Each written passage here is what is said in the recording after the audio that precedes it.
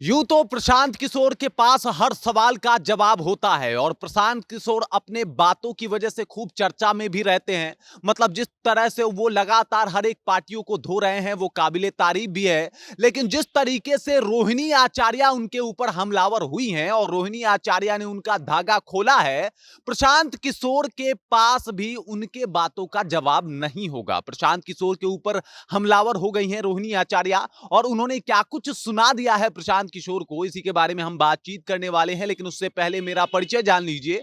मैं हूं रजत और आप देख रहे हैं जनता जंक्शन। प्रशांत किशोर जनसुराज के सूत्रधार आजकल पूरे एक्शन मोड में है और उनके भाषण, उनकी बातें खूब वायरल भी हो रही है। वो जिस तरीके से चुनाव लड़ रहे हैं उनके तरीके को भी यूनिक बताया जा रहा है। लेकिन अब जब रोहिणी आचार्य की एंट्री हो गई है और रोहिणी आचार्य जो किसी को नहीं छोड़ती, वक्त मिलता है तो लल्लन सिंह को सुनाती हैं, नीतीश कुमार को भी सुनाती हैं और मोदी को भी चिताती हैं। वो अब प्रशांत किशोर के ऊपर फायर हो गई हैं। प्रशांत किशोर का उन्होंने धागा खोल दिया है और प्रशांत किशोर को लेके कुछ ऐसे बातों को बोल दिया है जो प्रशांत किशोर कतई इस बात को बर्दाश्त नहीं कर पाएंगे। अगर उन्होंने रोहिणी आचार्य का बयान सुन लिया तो वो एक्स हैंडल पे जाके रोहिणी आचार्य ने एक ट्वीट किया है और ट्वीट में जो लिखी है प्रशांत किशोर के लिए, नाम तो नहीं लिया है लेकिन आप समझ जाइएगा जब मैं ये ट्वीट पढ़ूंगा कि ये ट्वीट जो है वो प्रशांत किशोर के लिए ही है।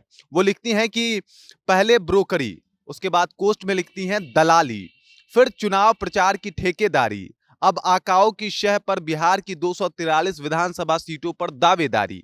ज्यादा अहमियत देने व समझने की दरकार नहीं है, दो सवाल ही काफी है समझने के लिए ठेकेदार की कारस्तानी कारगुजारी।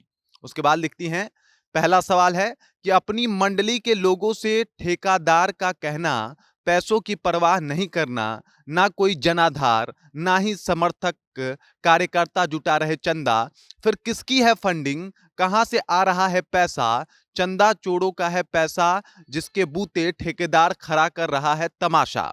उसके बाद लिखती हैं, गोदी मीडिया में दी जा रही ठेकेदार को तरजीह बनाया जा रहा, इससे इसके बड़बोलेपन को डिबेट बहस का मुद्दा, किसके इशारे पे मिल रहा मीडिया माइलेज, आकाओं के कहने पर मीडिया के द्वारा चूहे को बताना डायनासोर ही है सबसे बड़ा इशारा।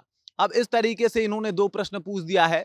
पहला प्रश्न है कि भाई आपके पास फंडिंग कहां से आ रहे हैं, पैसे कहां से आ रहे हैं, आप चंदा तो जुगाते नहीं है, चंदा के लिए आप कहीं घूमते नहीं हैं, तो आखिरकार आप ये किस बिहाफ पे आपने ये बात कहा था कि पैसों की चिंता ना करे, पैसा तो मेरे पास बहुत है। और दूसरा ये इन्होंने बताया कि भाई इनको मीडिया जो है वो ज्यादा तवज्जो दे रही है, चूहे को डायनासोर बता रही है। मतलब पहले चूहा कहा, दलाल कहा और अब कहा कि डायनासोर बताया जा रहा है इनको। तो रोहिणी आचार्य एकदम से बमक के फायर है, प्रशांत किशोर को वो खड़ी खड़ी सुना रही हैं और लगातार प्रशांत किशोर को टारगेट भी कर रही हैं। आपको याद होगा प्रशांत किशोर इन दिनों खूब फायर हैं आरजेडी के ऊपर, तेजस्वी यादव को लेके कई सारे सवाल पूछते हैं, तेजस्वी यादव को नौवीं फेल बताते हैं।